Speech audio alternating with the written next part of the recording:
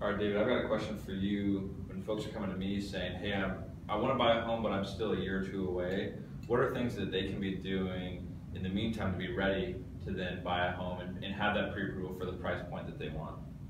I think the most important thing is for us to have a conversation over the phone. You know, where are you going? Where would you like to be? And it's not necessarily to pull a credit report at that point. I'll ask, are there things that I need to know about, or maybe someone might have a bankruptcy or foreclosure or something like that.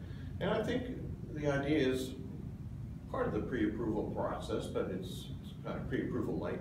Where do you want to go? When do you want to go there? If you had in mind like a duplex or something like that, here's how much you have to save down. Here's how much the closing costs are, just ballparking it, things like that. And I'll tell people what they need to look at and how to proceed from there.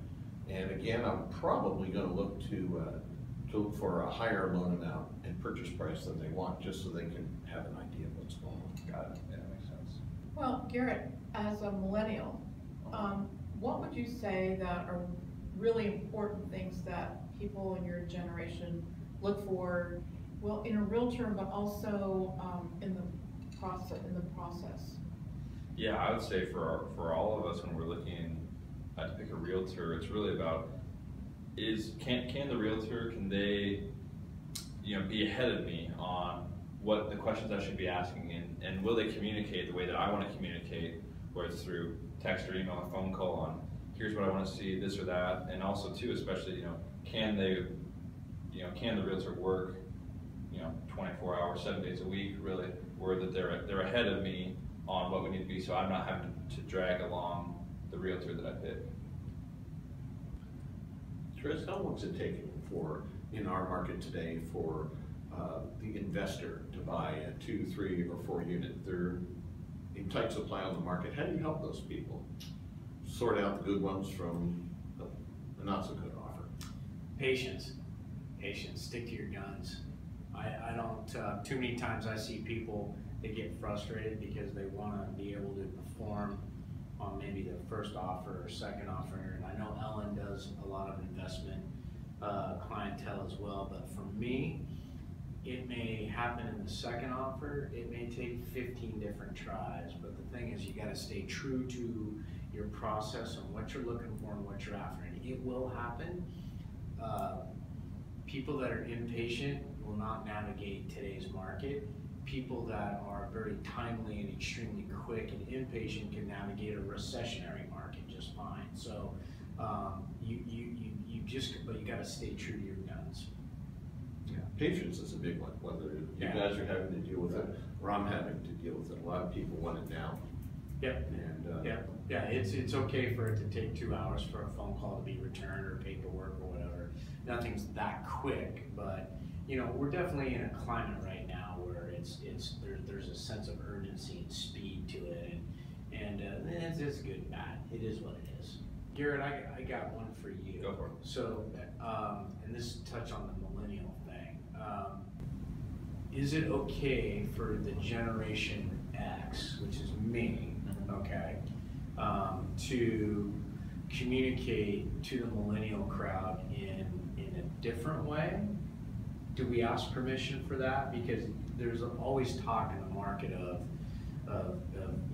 the levels of communication. We're a phone call generation, right, guys? And Garrett, your generation is more of a text generation. So what's the thought there?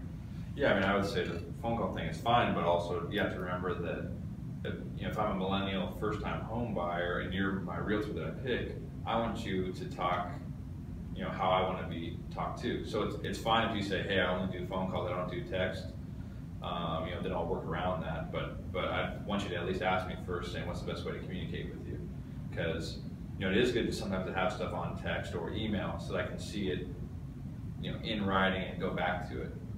Where a phone call, things can get misinterpreted. So the only thing I would ask from a Generation X realtor to a millennial buyer would be, remember that I'm the client, and you should ask me the best way to communicate.